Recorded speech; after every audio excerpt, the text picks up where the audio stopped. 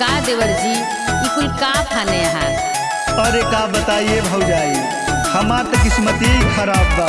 अरे सुना, हम का कहते हैं, हमार बात ध्यान से सुना। का सुनावा सुनावा।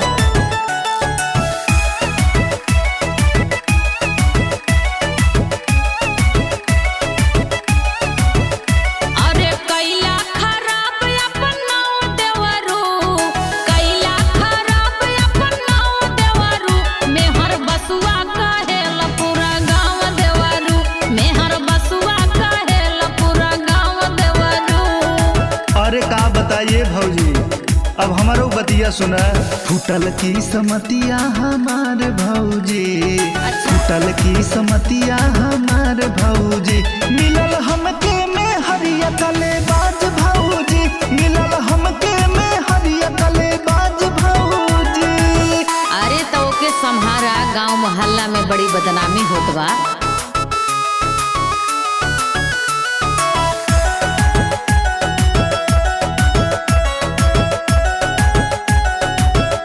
अरे यार दोस्त सब ही करत बा बुराई, सारे जगतिया में होत बा हसाई। कुछ खियाल बा, तनी खियाल करा। यार दोस्त सब ही करत बा बुराई, सारे जगतिया में होत बा हसाई। बिस्तर पे दबावेला पाँव देवरू, बिस्तर पे दबावेला पाँव देवरू, मेहर बसुआ कहेला पूरा गाँव देवरू, मेहर बसुआ कहेला पूरा गाँव देवरू।